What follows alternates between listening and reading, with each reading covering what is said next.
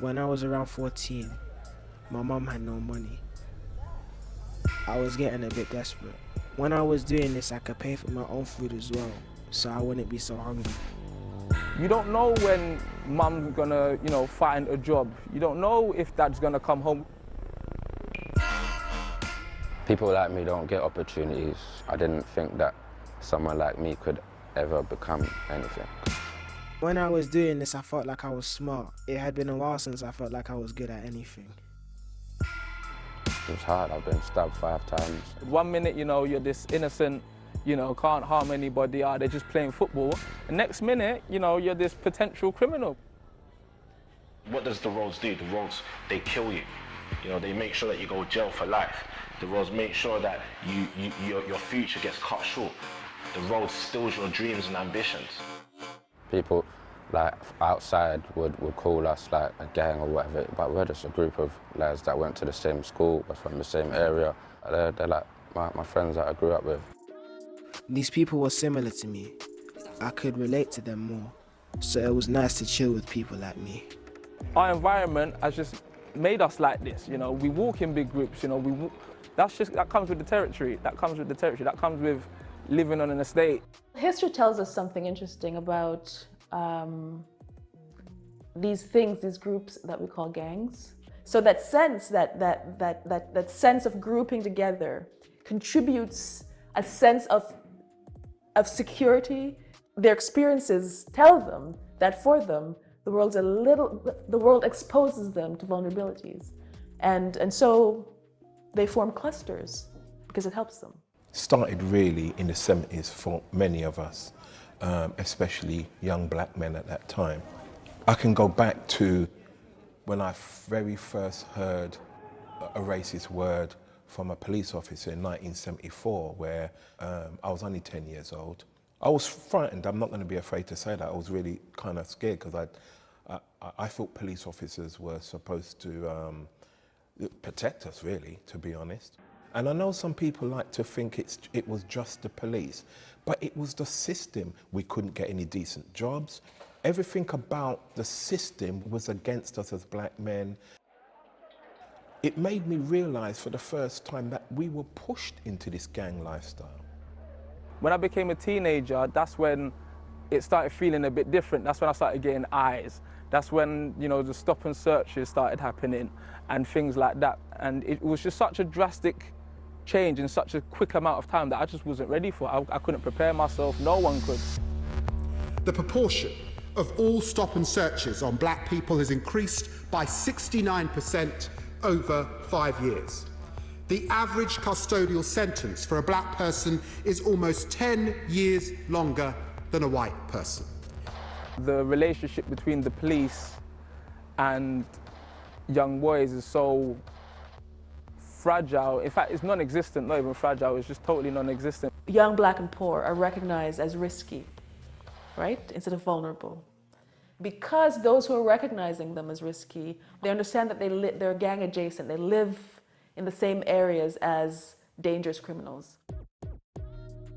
When you come out your house, you see your friends' older brothers, you see, their cousins or whatever, and, because everyone knows everyone, they're saying hello to your mum when they're coming in and out of the shops and things like that, and it's quite family knit. But what you know, but you don't really realize is that some of these are drug dealers at the end of the day. They were asked to meet you, not just to buy or sell something, just to link and chill, innit?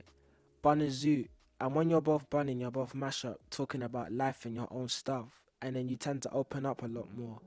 You'll become close friends. And that's how it all happens. School days for me was very hard because it's like they gave up too quickly.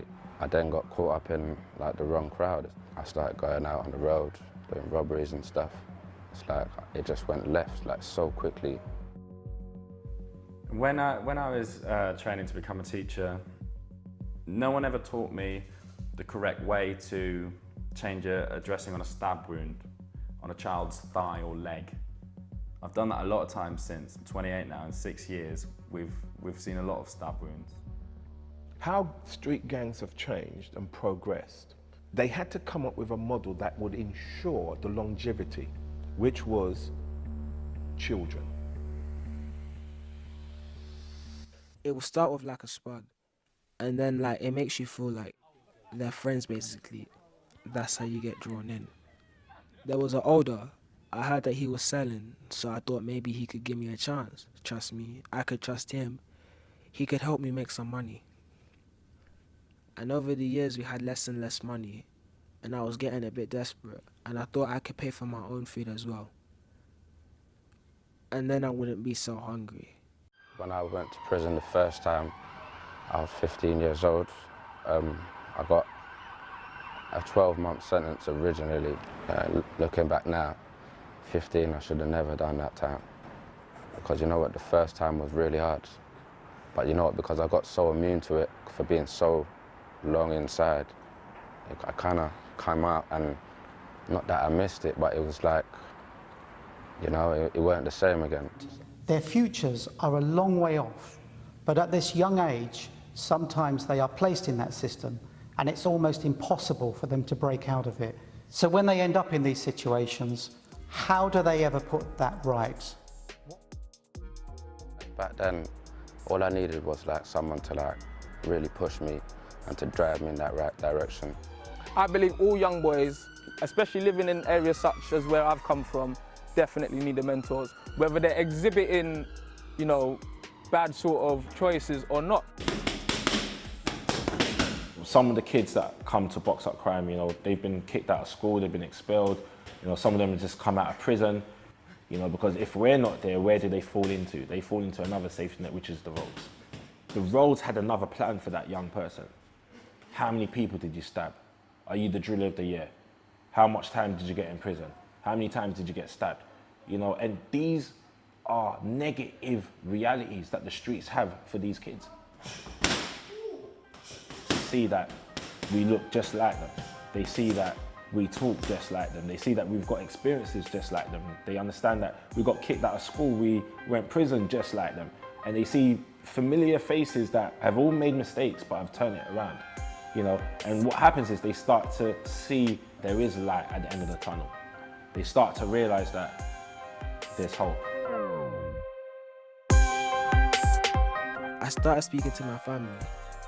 It feels better when you tell more people about certain stuff. I felt a lot better about that. You know, but I wanted the right opportunity for me, you know, and thank God I was given it, and I took it. I'm still there, just fighting to be a better person every single day.